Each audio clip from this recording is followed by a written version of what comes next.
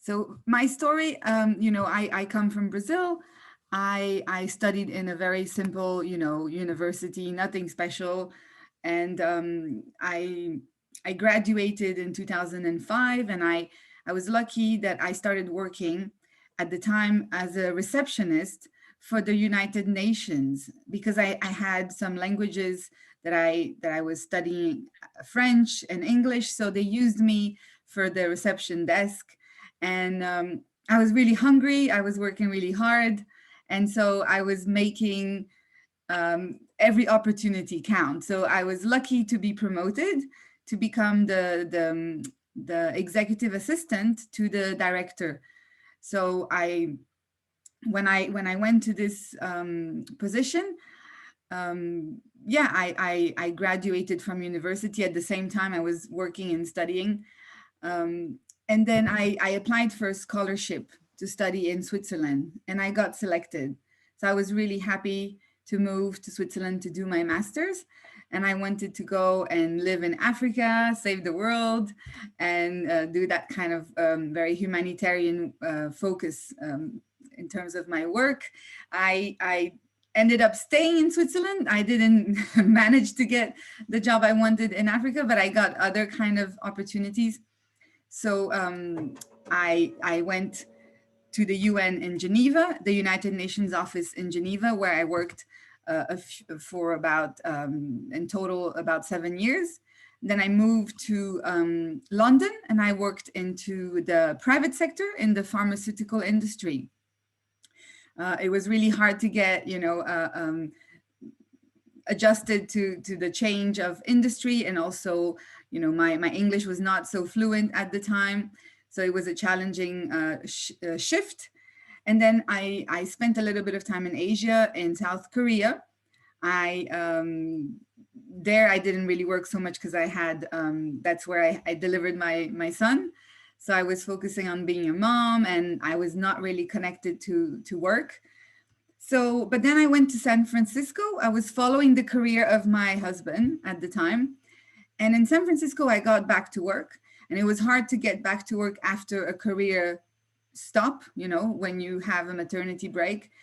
It's not always easy to get back to the market, but I was able to be creative enough, starting with, volunteer work, and then internships again, and then finally getting into a real job. And I was doing recruitment at that point. So I went far away from the United Nations type of work, more into the private sector, so I was working to find talent, to place talent in companies like Facebook, Gap, Salesforce, and helping them find developers, software engineers. And after that, I moved back to Switzerland, and I got into the fintech industry, also in recruitment, finding talent, bringing talent to banks, to startups, to fintech type firms that are very flourishing in Switzerland. It's a place where there's a lot of innovation in this area. Banking and open banking, and blockchain, and all these conversations that are very exciting. So this was fun. This was a really fun journey. But very recently, I would say 3 years ago, I decided not to work in recruitment, but to work more on the candidate side, because I found the candidate to not be prepared for the market. So I started to help people do their CVs, LinkedIn profiles, prepare for the interviews, focusing on helping candidates find jobs rather than helping companies find candidates.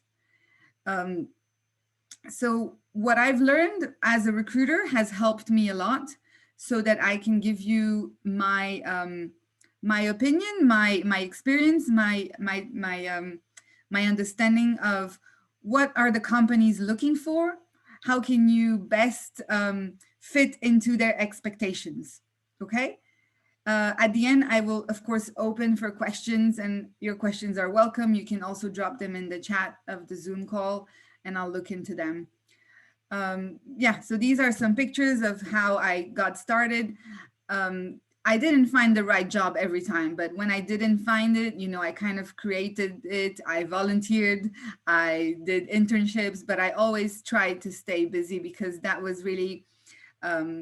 was really important. And I think this is what people value. They look at your profile, and if they see that there's a gap, that you don't have, that you don't have any productive, uh, um, that you don't have any that you're not busy, essentially, it hurts your image. So whether you're doing an internship, whether you're doing um, certification, whether you're taking on yoga classes, I want you to just make sure that you're always very current, very involved in your community, very active on social media, because the appearance of success sometimes also means success. Okay. So let's go into resume, and I'm going to share with you some of my tips for how to best draft your resume and what you need to consider. So the first thing here is you should only have your first name and your last name. So no full address, no nationality, no date of birth, no hobbies, nothing that will give the employer the chance to have a sort of I don't want the process to be biased, and so I don't want them to have a lot of information about your nationality, your religious view, if you have kids, if you're married. All of that should be totally excluded from the CV. Okay. I want you to have a summary of qualifications, to have in the first part of your resume, the first page, the first paragraph. It's really important because that's what recruiters are going to look at. You need to have a summary of qualification explaining what is it that you're good at. Only hard skills, nothing like good communication, team player, positive person. No, I just want the hard skills. These are the software skills. These are the languages.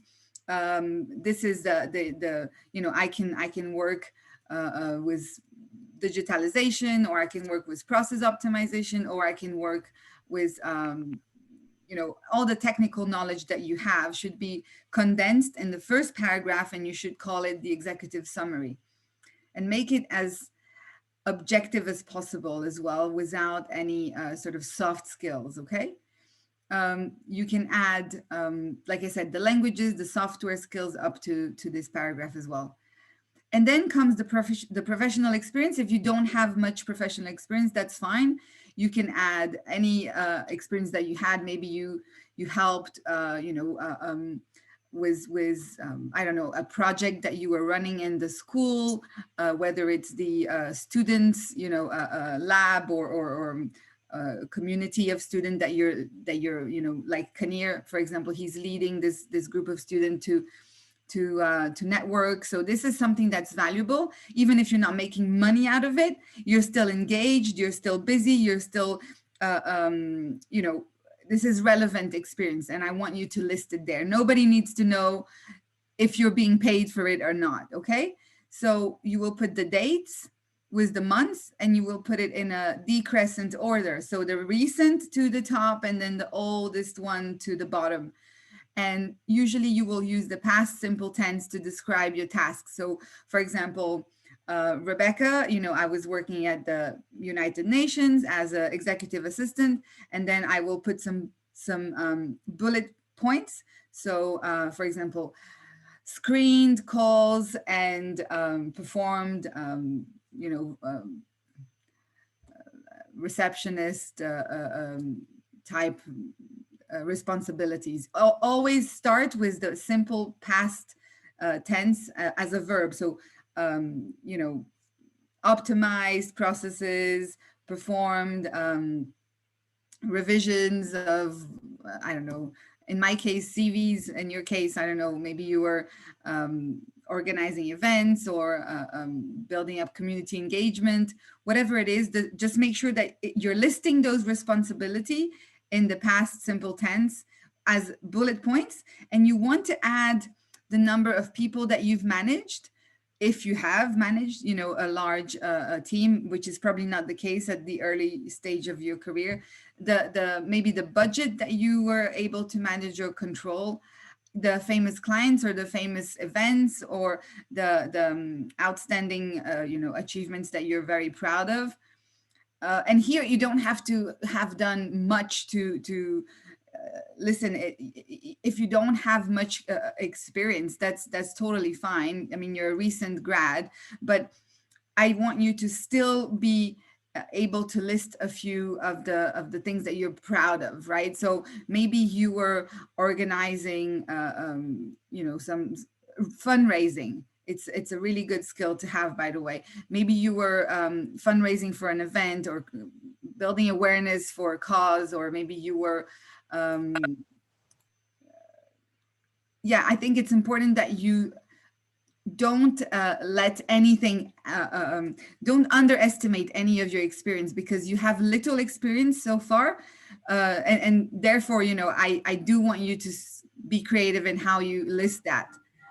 And I will give you some more information on this later. So also make sure that you're always thinking as a hiring manager would think, because they want to know what impact did you have on the bottom line. So when you're listing your achievements and your accomplishments, you make sure that you let people understand, um, because I organized the files, because I digitalized the system in my company, or because I was able to fundraise, you know, I had an impact on the bottom line. I saved time, I saved money.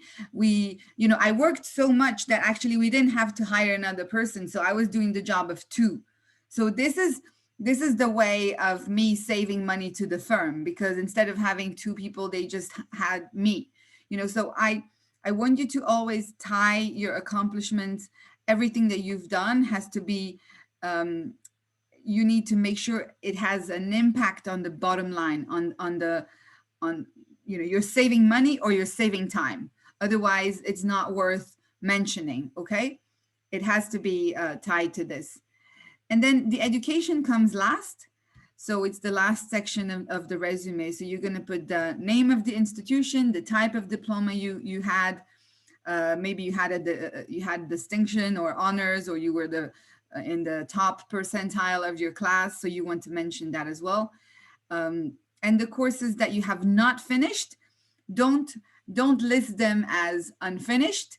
List them as in progress. Okay, that is a lot more of a positive sort of note for yeah.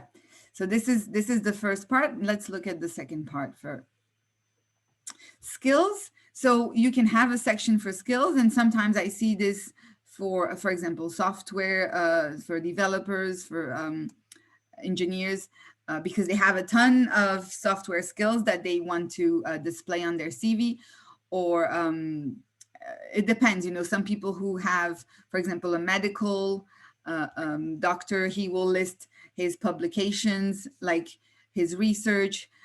Somebody who's a lawyer, they're going to list, for example, their memberships. You know, they are member of the bar, and they so they have different sort of sections to their CV. So you have to adjust and adapt depending on your career, and depending on your area. So yeah, so bioscience, research and development, these people usually will have a special section in their CV for the publications that they have. And usually they put this as an attachment. It doesn't have to go in the CV. So the CV doesn't look too long. If you don't have a lot of experience, I think you can fit your CV in 1 page. But if you have a lot of experience, then you can go up to 3 pages. 3 pages is really the maximum, okay? Like I said, volunteer experience or extracurricular experience is great to cover gaps. So if you, I don't know, there's tons of different ways to talk about this. Even if you were babysitting, you can make it look official, right? I was being the personal assistant to this very wealthy family, and, you know, supporting them in their daily needs. You don't have to say you were changing diapers, but you can make it noble, you can make it sharp, and you can make it current. All I want is for you to cover your gaps. I don't want to have a big space between the jobs or between the time you graduated and your first, job. So you got to make sure that you cover these gaps with any experience you have. Yeah. So then, like I said, 2 pages, yeah, number your pages, put the number at the bottom to the right. You make sure you have consistent fonts and the bullets and icons are consistent as well. So here there are several versions, right? Some people will have PDF formats for their resume. Some people will have Word documents for their resume. The truth is, what matters is do not have any URL, so www, because it will not help when you're going through the applicant tracking system. It's not very, it blocks the system, the ATS. So no URL, I would say, yeah, PDF or Word format. But to be honest, Word format is a lot better for the recruiters because they usually have to add notes or they have to add their logo to your resume before they submit it to their client. And when it's in the PDF format, it's just a little bit harder for the recruiter. So let's try to make it easier for them to work with you, right? So this is an important piece. And I think unless you're a graphic designer, usually, try not to be too creative, too many colors, too many fonts, too much information. The simple CV, minimal type of formatting, I think is what you need to have here in this case. And let me just move on to the next. Contextualizing foreign information. So for example, I graduated from a rather, a pretty simple university in Brazil. Nobody really knows of the name. So what I do is, if I'm applying for jobs abroad, not in my home country, I want to contextualize the information. So next to the university name, I can put something like, consider the best or the most popular or the largest or the most selective university in Brazil or South America, whatever it is, so that people can understand, because the recruiters, they don't know all the universities, around the world. So you want to contextualize the information for the recruiters so that they're able to understand, okay, so this is a top performer. You want to make sure you adapt your resume to the different job application.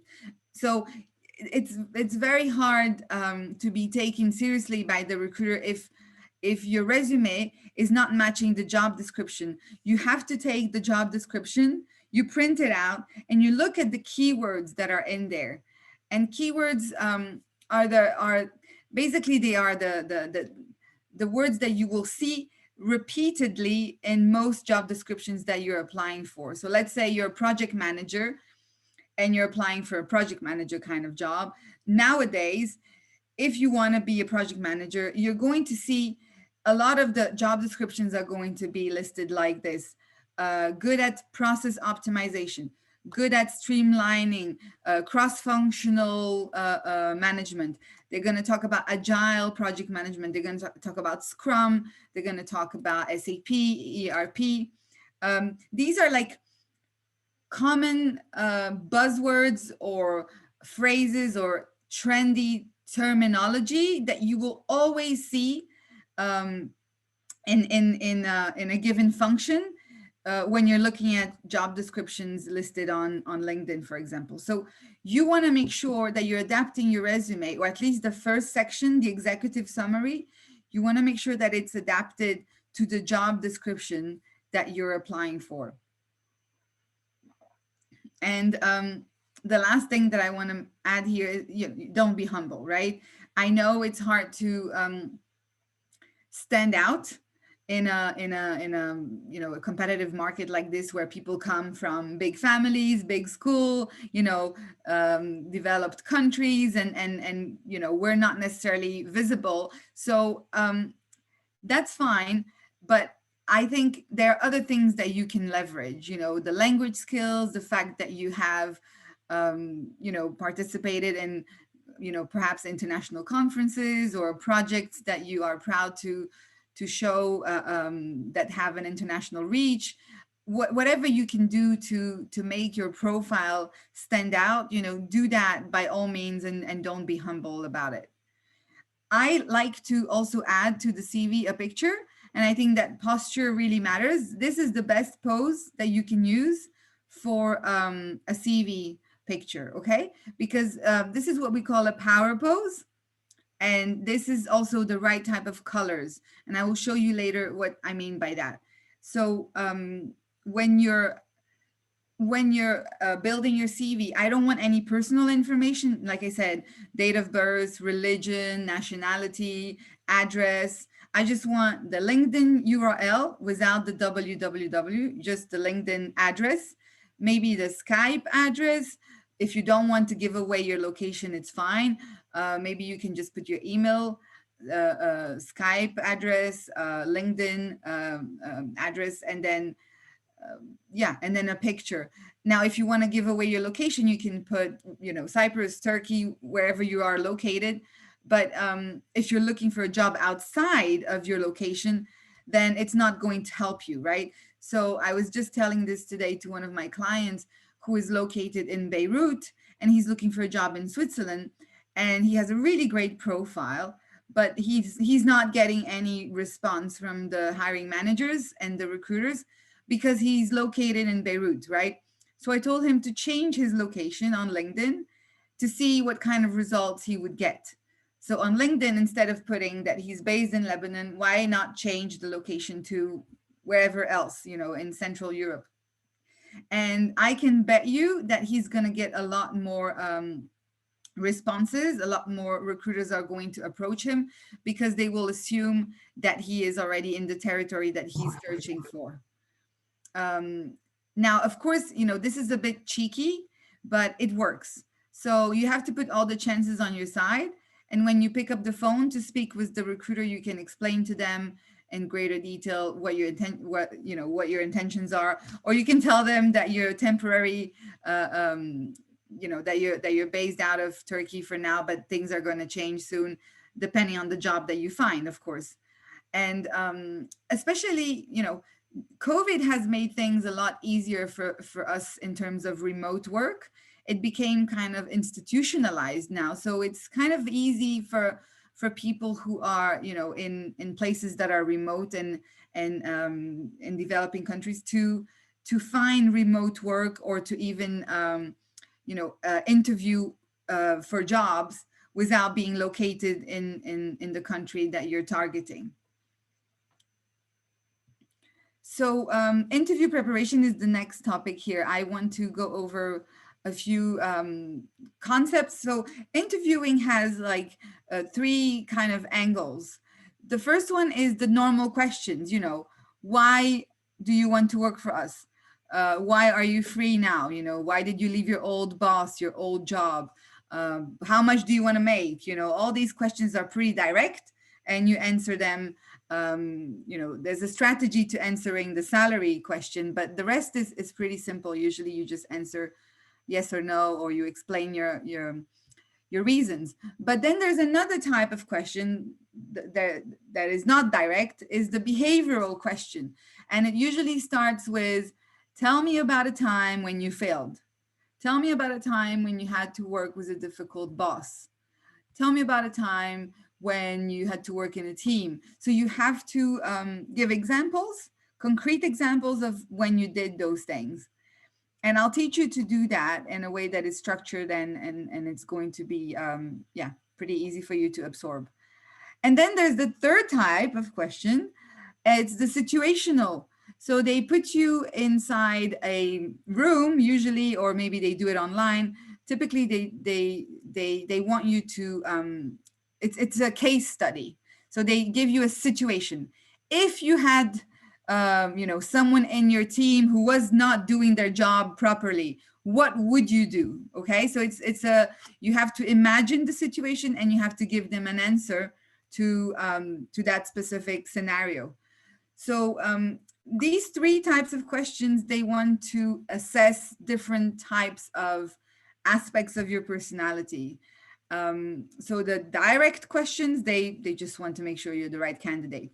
The behavioral questions, they want to make sure that you're a good cultural fit for the company, that you're going to be a good fit for the team, that we're going to get along, you know.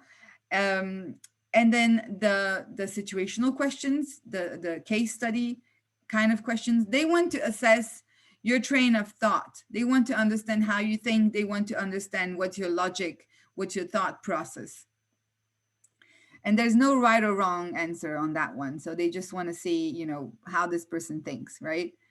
So this is a good quote. I think this is pretty insightful. So if I had an hour to solve a problem, I'd spend 55 minutes thinking about the problem and only 5 minutes thinking about the solution. And the same goes for interview questions, okay? So when you have a question to answer in an interview, think about it before, and think about it very, very well before you answer it. So I'm gonna give you a few tips here on how to do that.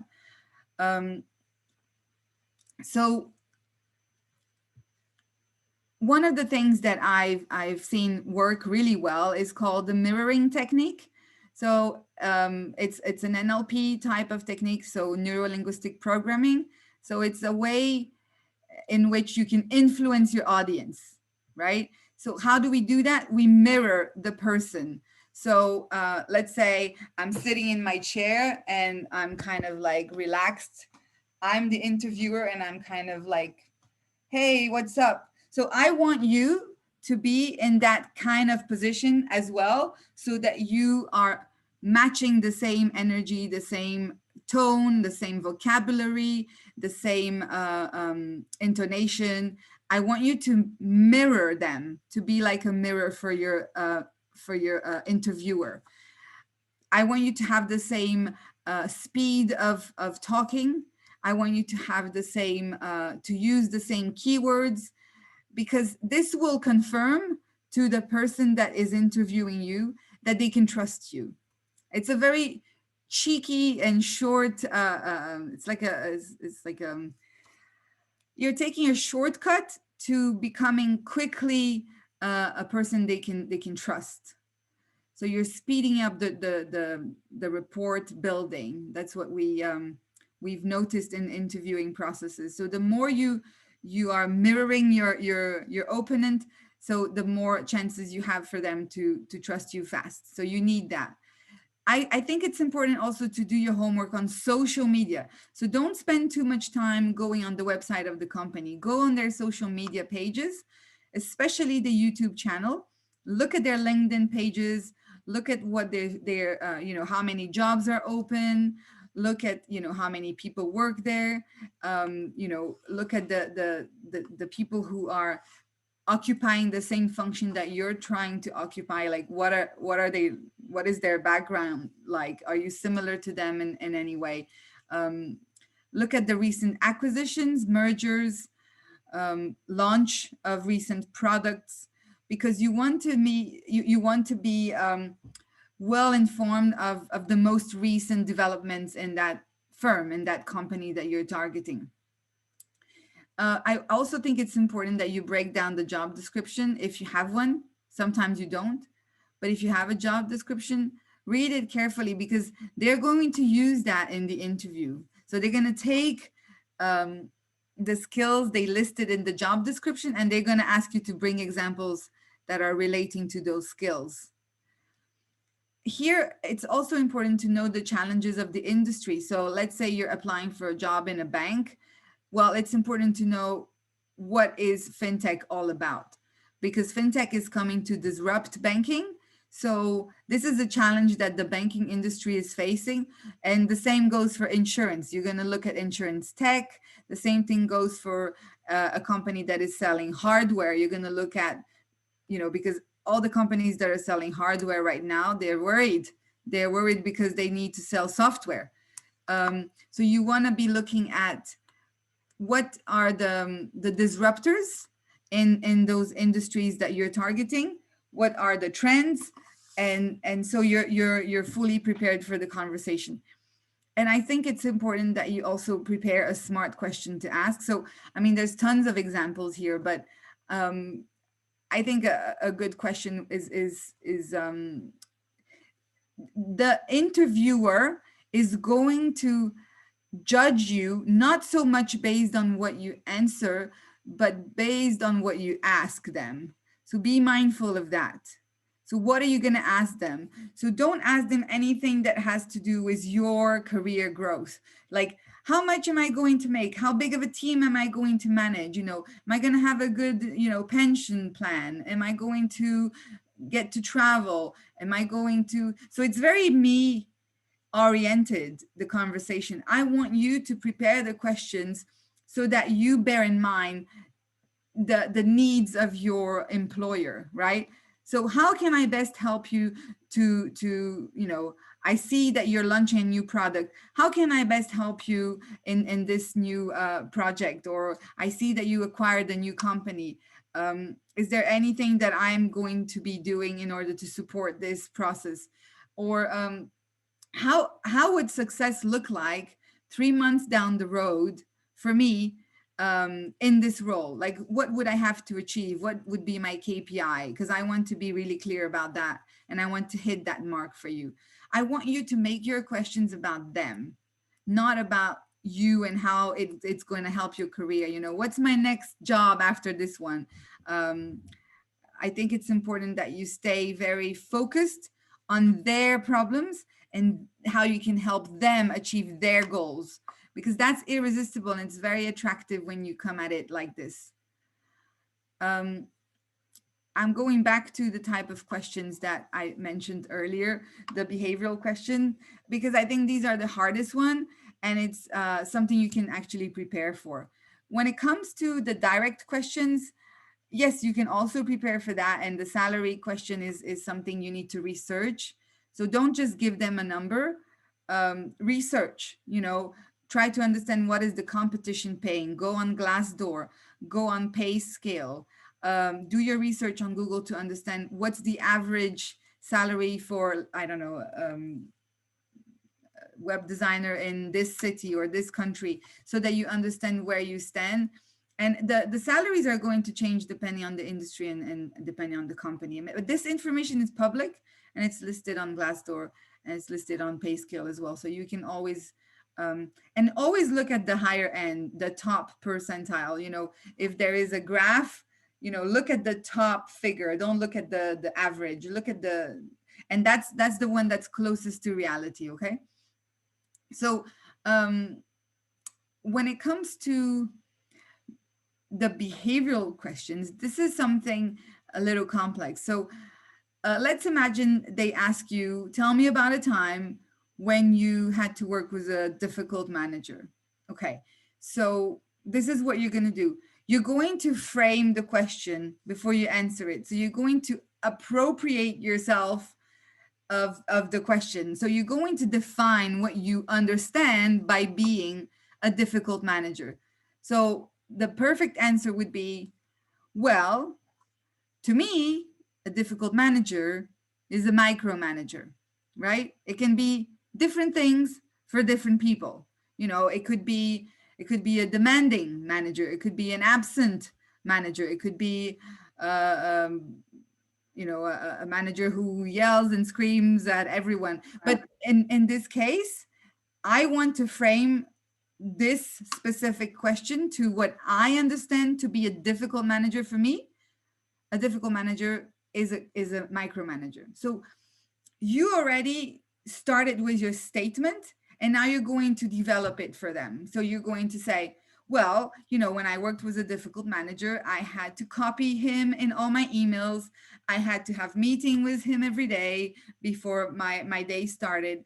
I had to invite him to all of my meetings, and I had to give him a certain level of control over my tasks so that he would feel relaxed and I could go on with my job. It wasn't easy, but it did not impact my results. And, I successfully completed all the tasks I had, and that's it. So this is the perfect kind of answer for a behavioral question. I can give you another few examples. So tell me about a time when you had to work in a team. Okay, So to me, working in a team means having flexibility, right? It could be something else. It could be, to me, working in a team means, I don't know, speaking many languages so you can interact with many cultures. To me, working in a team means being technically savvy so you can, operate different platforms with all the different teams that are connected online nowadays. Everything is digital anyways. No, to me it means being flexible. Why? Because working in a team requires you to adapt different time zone. Nobody's sitting in the same room anymore. Teams are global. You have to be flexible to take sometimes a call at very early in the morning or very late at night. So when I worked in a team, I had to demonstrate flexibility, and this is why I was successful. And you can give an example to follow with the statement that you just made. Essentially, behavioral questions are going to assess five things that are very, very, very important. And you will always have to talk about these five things in every interview, every company. So they want to understand how you manage conflict. This is very important. And you have to have a clear philosophy for this. How I manage conflict. You need to understand what conflict is, maybe study a little bit the topic. And I can recommend Adam Grant. He's an amazing author, and he talks about it in his last book called Think Again. So managing conflict is something you will do in your career for your whole life, right? Also outside of your job. So how do you do that? Have a clear philosophy, right? For me, managing conflict, well, there's two types of conflict. There's the conflicts that you have with people, and then there's the conflict that you have with tasks. You know, sometimes I just hate people, sometimes I just hate tasks. So there's two different angles, and then you can develop on this angle, and you can educate your interviewer. They're going to be really excited to hear all about your philosophy for conflict resolution. The second topic is going to be leadership. Leadership is always going to come back. So you have to have a clear definition. What does it mean to be a leader? For me, being a leader means to have high quality, high standards, to have high expectations. Or for other people it could mean something else. To be a leader could be to be inspiring, motivating, to be helping people grow, to be a thought leader, to have written a book and spoken in a TED talk. It depends on what it means to you. But to me, being a leader means having high standard, high quality standards. Because whatever comes to my desk, if I approve it, you can be sure it's high quality. If I did not approve it, it's because it wasn't good enough. That's what it means for me, right? And you can give examples of when you did that in your career or in your student life, right? Then there's the third very important topic that I want to raise here. What is So, conflict resolution, leadership, and then there's failure. You're always going to have to explain how you deal with failure. So for some people, failure exists. For some people, failure doesn't exist. For me, I'm winning or I'm learning, so you can try to develop a philosophy around that and be really clear about this when you're talking to your interviewer, and give examples. I fail a lot, but at least I make mistakes that are different every time. I don't make the same mistakes, for example. And you can try to add examples to that. The fourth topic that is always going to come back is how you so leadership, failure, conflict resolution, influence. How do you influence people? So how do you manage to change the direction of a company, not a company, or maybe a team, or how do you manage to influence your boss? How do you manage to change the status quo, or bring new innovative ideas? How do you do that? Give examples of when you did that, when you influence people that are more senior than yourself. And again, there's tons of literature out there about this. How do you influence people around you? So have an opinion and make sure you have an example that you can add to this. And the fifth one is going to be team. So how to work in a team, and I mentioned that before. So leadership, conflict resolution, failure, influencing people, and then working in a team, collaboration, sharing success, inspiring people, driving people, getting results through people, taking them with you, building a team that is sustainable, a team that achieves results and that's high performing. You know, everybody wants that kind of person to work for them, and you need to have a clear opinion of how you get to do that. So think about these 5 topics. Have a very solid opinion about them, because it's always going to come back in every interview that you're going to experience in your life. Um, and of course, I mean, I listed here some of the typical questions, right? Um, so how well do you troubleshoot under pressure? I actually perform a lot better under pressure than I do when without the pressure. So you can try to find examples of that. How many golf balls can you fit inside a school bus? Sometimes they will ask questions like this, and it doesn't make too much sense. But in this case, it's 500,000, I think, the answer. How did you deal with boss? We talked about this. That was difficult. I had an interview once at Google, and they asked me in the middle of the interview, sell me this pen, and I wasn't prepared for that. So sometimes they will ask you things like, if you could be an animal, what would you be?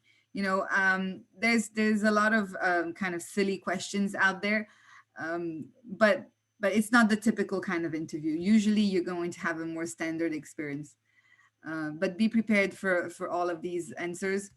And don't think you can wing this on the day, because it's really hard to remember the examples that make sense to share with your future employer, right? Because you don't want to share any example that are going to be you don't ever want to talk badly about a past employer, about a past boss. You never want to badmouth the people you worked with in the past. You always want to be very ethical there. So be very careful when you're giving examples of your past achievements and how you got where you got. Um, the things that I want you to avoid, it's right here actually. Don't talk about personal matters and your former boss. Don't do that. It's just going to look bad on you. So they will judge you for that. So stay very ethical. So be honest also about what you don't know. Don't spend too much time on the things you don't know. Be fast. Yes, I don't know SAP, but you know what? When I joined the company that I'm in right now, I didn't even know Salesforce, but in 3 weeks I was operating the system. It's not going to be different now in this new job. I don't see why I couldn't pick it up. So be honest about it, but then make sure that they know this is not a challenge that I'm afraid of. When I joined my company today, I also had tons of things I didn't know, and I picked it up in a few weeks. It's going to be the same now if I work for you. Don't interrupt the interviewer. Don't speed up the flow. Keep your answers very, very short, because the more you talk, the more you get entangled in your own sort of like thought process. Your answers should never be longer than 1 minute. Don't touch your face, your hair, like the typical yeah, don't do that, because this shows a lot of insecurity. I want to make sure that you don't do that. Don't dress in the wrong colors. So what are the wrong colors? We're going to look at this now. There are certain colors that will sell more than others. Okay. And this is proven. You will see that there's tons of research out there about this. So these are the colors that sell in this order, and these are the ones that don't sell: brown, black, and green. So you are not going to an interview in those colors. And what's important also is that you don't want to wear something that has you want to wear a plain color with no flowers or details, or it has to be just one unified color. So this would be like a perfect outfit to go for an interview today. No ties, nobody wear ties any longer. So make sure that you do your research before you go to your interview, to make sure you're aligned with the corporate culture of your employer. I know it's hard for guys to wear pink. I'm not asking that. Although sometimes you could potentially wear a pink shirt. It could work. But yeah, black is very predictable and boring. Nobody's gonna remember it. And you want to be memorable. You will never see a website that is brown. You know, this is just not a color that sells. Same for green. So it has to be bright. It has to be memorable. It has to be bold, unapologetic. So these are my tips for you today, and I'm open for your questions. I know I spoke a lot. So yeah, let me know if you have any questions. There are a lot of questions in the chat. If you want, I can read them. Oh, sorry. Let me find them. I'll stop the sharing, I think. Okay. How will companies differentiate between candidates with same skill set and matching CVs? Wait, let me start with the top one. Sorry.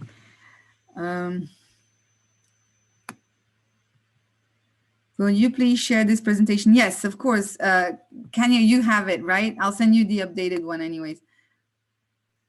Yeah, we will share on the YouTube channel. Can you ask your questions, and how would you answer these trick questions without looking dumb and still come out strong? Yeah, that's a good one. It's not easy. So here's the thing. Also, I forgot to mention, when you go on Glassdoor and you look at companies, the candidates, after their experience with the company's interviewing process, they write on Glassdoor about the questions that came out. So if you go on Glassdoor, you can find out not just the salary, but you can find out what questions are asked of candidates for different companies. So go there and use that resource. It's very, very helpful. How will But companies... could I please follow up with, just in case, you know, you are asked a question that you can't answer, right? Of course, there, you know, I'm sure even the companies know that those questions are out there, so they might change them up, or they might ask you something that you probably weren't, you know, prepared for. So how would you tackle something like this? You know, that's like where I'm coming from in this. I think the best way here, I mean, this is a really good question. Thank you for asking this. But I think the best way is to appropriate the question. So that's why I like to put the frame. Like when they ask, like I said, okay, tell me about a time when you had to deal with a difficult manager. Okay, well, to me, a difficult manager means this. So I'm going to answer this definition of what it means to me. I'm not going to cover every aspect of difficult managers out there. So it helps in framing the question to your own, you know, experience. I think that's the best shot you have. Now, if you have those tricky questions about how many golf balls you can fit in a school bus, there's no way out of that, right? You can't really prepare for that kind of question. But usually you won't be faced with this. This is very unlike any other interview process. How will companies differentiate between candidates with same skill set and matching CVs? Yeah, that's a really good question.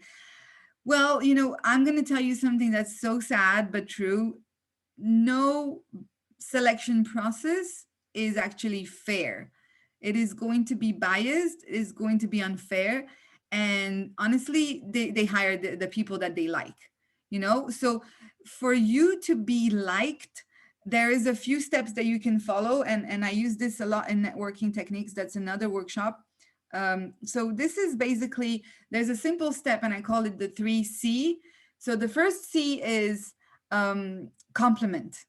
The second C is commonality. And the third C is contribution. So what do I mean by this?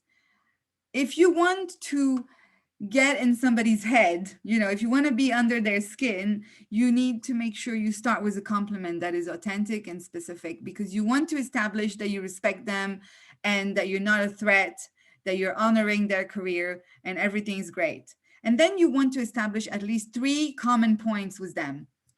The commonalities, you need 3. There's a lot of research about this. 3 is the magic number. Okay, so we come from the same country. I don't know, we know the same people, and you know, we are in the same industry, for example. And then the third one is the contribution, the third C. The contribution being you have to add value first if you want to take value. So you do this a lot when you're networking on LinkedIn by offering help, like, hi, I think you're amazing, compliment. You have a great profile. It's amazing. It's fantastic background. Look, we went to the same school, or we worked in the same firm, or we come from the same country. We have 2 friends in common. And by the way, we're in the same industry. So 3 things in common you have. And then you offer your help in whatever way you can. Oh, here's a great article that I read. I think you should check it out. Or here's a conference that I'm going to attend. This is the discount voucher code. I don't know, this is an ebook that I downloaded that's super interesting. Have it for free. And once you have done those steps, the person that you're talking to is very, very likely to engage with you, to first respect you, and then trust you, and then finally like you. When you have those 3, you're fine. You're good to go. You're good to ask for what you want. But the problem is people tend to take before they give, and it doesn't really work so well in selection processes and networking. So if you feel, oh, this interview is going really, really so bad, I feel like they don't like me. Okay, fine. Listen, I can feel that we're not a match, but why don't you tell me what you're looking for? Because maybe I have friends who would be a match for you. I'm more than happy to help you to progress in this selection process. So this is very unexpected. People don't do that. But this is what will make you stand out from the majority of people who are only thinking about themselves and not the growth of the potential employer. Especially ones like, sell me this pen and how many golf balls. Yeah, this one is a no-go. You can't prepare for that one. It's very hard. I failed miserably when that one came to me. If we're not too ambitious as a nature, would that look bad for an interview? Okay, well, that's a really good question. I think it really depends on the type of company you're looking for. If you enter the interview and you say, I can't wait to be a manager, but you're interviewing for like an internship, it's not going to look great, because they're going to feel that, okay, you're going to be bored in 2 weeks, so you're probably not the right fit. So being underqualified and being overqualified is just as bad. You want to be just on the money. You want to be right exactly what they need. You want to match the job description. You want to marry your CV to the job description as much as possible. So that's definitely too ambitious is just as bad as too not ambitious, right? So you want to be exactly what they need, not too much, not too little. And you can do that by reading the job description and matching the keywords, like I said, to your resume. How to apply to the UN? Is it the general way through the website? No, don't do it through the website. I would say do it on LinkedIn, and I'm happy to share some tips with you, but that would be a different kind of workshop. It's more about networking skills and how you get to approach people on LinkedIn and how you get them to do what you want. Can I ask my question out loud? Sure. Oh, maybe. Do interviewers check for consistency between your CV and your interview answers? Not so much, to be honest. Not so much. And quite frankly, I think most people don't even read the CV. What they read is the little sort of briefing that the recruiter is going to write for them. So, but they look at the LinkedIn. They look at the LinkedIn profile, and I think it's important that you have a really tight LinkedIn profile. So, I think they don't take the time. Most interviewers are not even trained to be interviewers, right? They are business unit managers who are doing their job. Maybe they're engineers, maybe they're process project managers, maybe they are product developers. They're doing their job 9 to 5, and they have to grow their team. They have to hit their targets. Most of them don't get training to be interviewers. They look at a CV. Oh, you went to the same school as I did. Great, let's talk. They look at a CV. oh, okay, yeah, this person seems to be relevant, seems to be current, seems to be up to date with all the latest tools and softwares, and it's very subjective. I like it or I don't like it. Really, it's a feeling, right? And if they like it, they will interview you despite the fact that you might not have all the qualifications. And if you see a job that you like and you feel that you don't have all the qualifications for the job, apply, because only uh, um, on average, we know that only 60% of the skills listed in the job descriptions out there are are matched by the candidates. So what I mean by that is, if you see a job and you have a little bit more than half of the qualifications, this is enough for you to be considered a good candidate. So a job description is usually a job description is just not a very realistic document. They're gonna put things that they want, but usually the candidate that they're listing there is non-existent, right? So I mean, I've seen a lot of those jobs where they're looking for I don't know, an assistant who speaks 5 languages and who has 10 years of experience. But honestly, if I have all of this background, why would I be an assistant, right? I would be something else. So don't worry so much about what's in the job description when you're applying for jobs. Look at the years of experience that they require, and look at the software skills that they require, because I think that's kind of hard to yeah, that's an important piece. And the languages, right? So languages, software skills, and years of experience. These are kind of hard to avoid. You're gonna have to go through. Okay, hold on a second. I'm lost with the questions here. Oh yeah. Even at the end of graduation, our CGPA is high enough? Is transcript important for companies? I had a grief time and affected my lectures. How can I compensate for this negative impact? No, they don't care about the transcript. Don't worry. No, they don't. They don't. And if they want to see how technical you are, they will have you make a test. The companies will have you test whatever test they find relevant for your area of expertise. So don't worry too much about your no. Now it depends, right? If you're trying to join one of the big fours, Ernst and Young, KPMG, Deloitte, PwC, they usually hire their people. McKinsey, they hire their people straight out of college, and they do look at their grades. But these are it's becoming a bit of a it's not that common. That what matters is how engaged you are in your community, how much I think they look at voluntary work, they look at the languages that you can speak, they look at the software skills, they look at how resourceful you are, what you did was what you got. It's not so linear, it's not so obvious. Just because you have good grades you're going to get a good job, no. And the other way around is also true. Is it okay to use templates on websites such as Europass? Don't do Europass, it's terrible. My undergrad is quite low. However, my CGPA, yeah, same thing. Same answer here. Does one need to state their level of skills for language? Yes. So here for language, this is a really good question.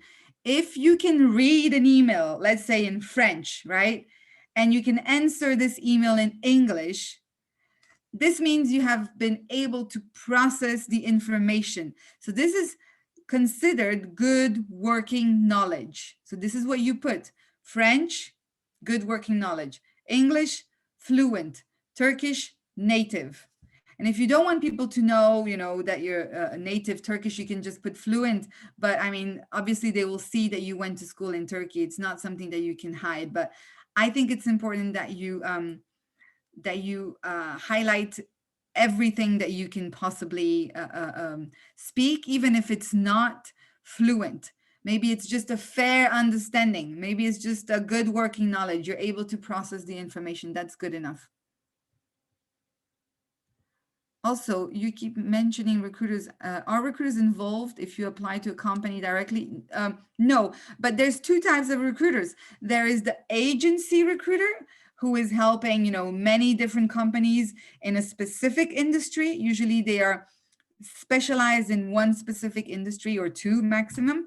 And then you have the in-house recruiters, which are the talent specialists, talent acquisition managers. These are the people who work inside the firm, and they are managing the hiring process for that firm only. So there's those two different aspects of recruitment.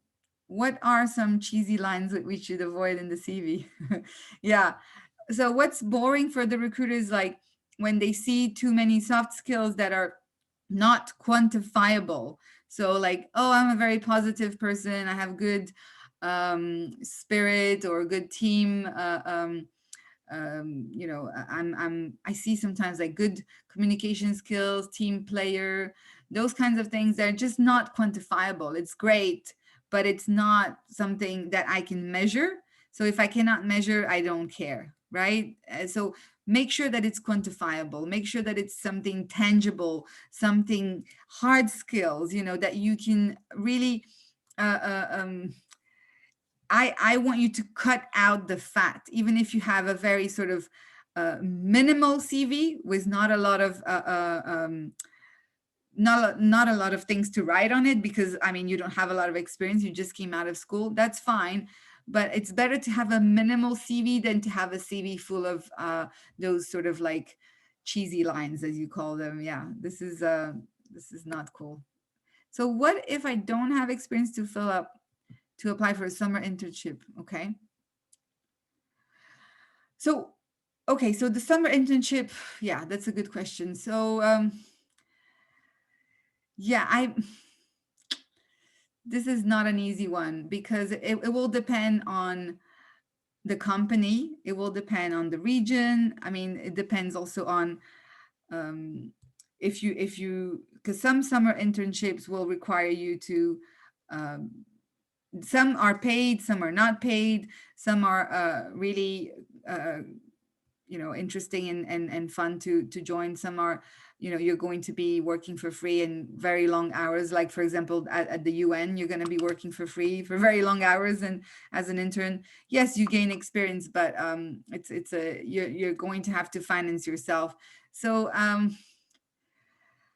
it's hard to assess. I would have to see a case by case scenario here to understand which company we're talking about, which industry. If you don't have experience to put in your CV, like I said, try to find anything that you can put in there that is relevant. If you were managing community events, if you were, I don't know, writing a blog, if you were just, if you have a YouTube channel, if you're very active on your social media pages, you have to try to monetize whatever it is that you've been doing. If you were, coaching young graduates, young students, volunteering in I don't know, in different areas. I think the one thing that people cannot know just from looking at your CV is if you were paid or not for doing the work that you did, and you don't have to disclose that. So so yeah, and you can also be a freelancer. So I was a freelancer for a while when I was in between jobs, and you just put your name, my name, freelancer, translator, providing translation services for my private clients. And then you put the date from, I don't know, April to September, or if the gap is small, less than 6 months, you don't have to bother. But if it's like more than 6 months, then you have to explain it. Should we include language skills as an elementary level, French, for example, even with no certification? Yes. So don't put elementary, just put fair understanding, okay? Should we include soft skills at all? Yes and no. If you are a manager, yes. If you are pretty junior, no. Because the problem is, I mean, it's not a problem, but when you reach a certain level in your career, soft skills are very important, and that's when you have to list them. But there's there's a way to do that. And I don't think it's applicable if you don't have enough work experience. So no, if you don't have enough work experience, soft skills are not needed, and it's not going to make sense to include them yet. They want to know how technical you are at this young, yeah, because your career is still very young. So technically, you're gonna have to be strong. Is it good to disclose all free work, even though it's not related? Yeah, like if you volunteered, even in a church, or in an orphanage, or in a community center, that you actually dedicated your time to helping people around you. So the best length of the CV is one page for someone who doesn't have a lot of experience, and recent graduates typically are going to be one page. Or if you're highly technical, also you can get away with one page. If you're like a creative CV, a web designer CV, usually they do one page, but they also have like their own web page where they put their work, their artwork. Um, if you have experience, then you can go up to 3 pages, but not more than that. Should hobbies be included or excluded? Very good question as well. Here, you will include the hobbies only if they are exceptional. Let's say you're a marathon runner, or you play in an orchestra, or you are some kind of Ironman, or you've done something pretty remarkable with your free time, climbing some very tall mountain. Yes. Otherwise, no. I don't want to see things like, oh, I like to listen to music and read books. Nobody is interested in that, right? So you don't want to put that kind of stuff in the CV. Should we use, should we use certificate of our university? Are they important for abroad companies? Yeah, Europass, no. Abbott, I don't know, but Europass, no. Please don't do that. So should we use certificate? Yes, some companies will ask for the certificates when you're applying. So you have to add them as an attachment to the CV, just like you could add publications. If you have written any paper, please add that in. If you have any ebook, or if you have built a website, or if you have created some, I don't know, open source project, if you're very technical. Yeah.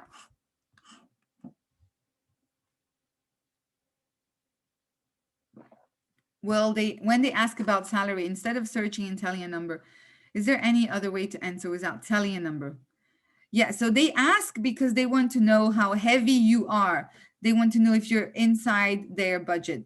And they will always ask, and you will have to give them a number. But what I think will work better for you is to give them, for example, okay, I'm interested in this job. I'm free to start as soon as possible.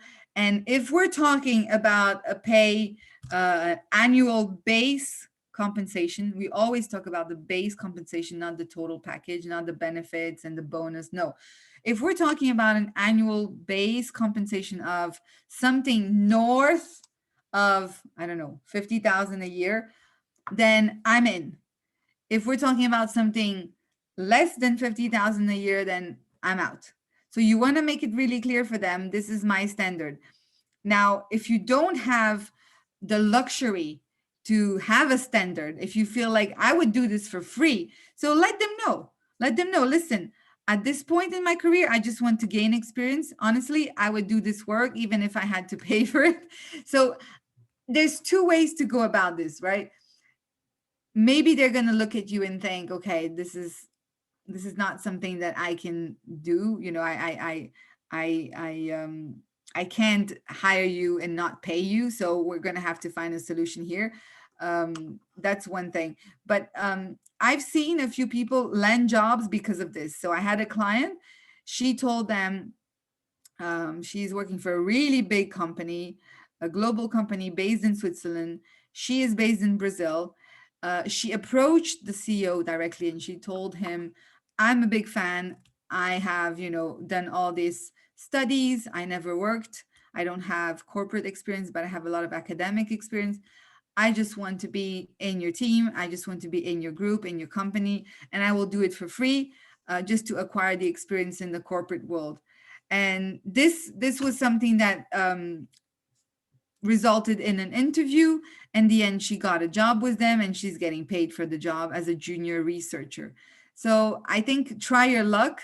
I think it depends on the company, it depends on the industry, but the smartest way to answer this, if you have work experience, is to just say, okay, I'm above this much, or I am, interested in the job. If we're talking about a minimum of, I don't know, 50, 60, 70K a year base comp. If we're talking about less than that, then it's really hard for me to say yes to that. But then again, salary is very diverse, because they can pay you with equity, they can pay you with bonus schemes. If you're in a sales role, it depends on how your performance is, how much, how well you hit your targets. So salary sometimes it's very, it doesn't always mean much. You need to understand how is the full compensation scheme, the full package, how it's structured, so that you can make a real informed decision. I think that's the end of the questions. Jen, I had a question, but I asked to ask it out loud. Yeah. So personally, I don't know how to write my CVs, because I had a course that I did before the course I'm taking now. I did 3 years of architecture and entered internship. And after working through internship for like 3 months, I took a pause on school and continued interning. And after a year of interning, I saw that it was not in my passion to take architecture. It was not my career path, and I really did not have that kind of passion, and I was not really doing so well in school. So it kind of demotivated me against the course. So I changed course to civil engineering after 3 years of architecture and a year of internship. So I never know what to do, if I should include that information, because also it has my experience in working in a firm. But I don't know if I should include that, if it may demerit me, considering I changed the course after 3 years. Oh no, this is not a problem. This is not a problem. Absolutely not. And you can say it just the way you said it now. I realized this was not my passion, so I shifted into engineering. That's what I'm actually good at. This is not a problem. Thank you. You're welcome. So here it says, should we include certificates that are not related with the field, like self-development, photography? Yes, yes, yes, yes, yes, absolutely. Add it, because it's going to fill the space that you probably don't know how to fill with I just want you to make sure there is no gaps. So fill the space with whatever you have. I even filled the space with a client of mine who was doing like a yoga certification to become a yoga teacher. Totally valid. What are some different ways of approaching a company to just initiate a conversation? Yeah, so this is on LinkedIn. This is on LinkedIn, and this is about networking strategies. So there's 2 types of people you want to approach on LinkedIn: the people who look like you and the people who are you, but in 3 years from now. These are the 2 avatars. And I will, I can connect with Kanir after the call to organize a different workshop where we will talk about networking strategies and how do you approach people on network, how do you identify the people you want to speak to, and what do you say to them.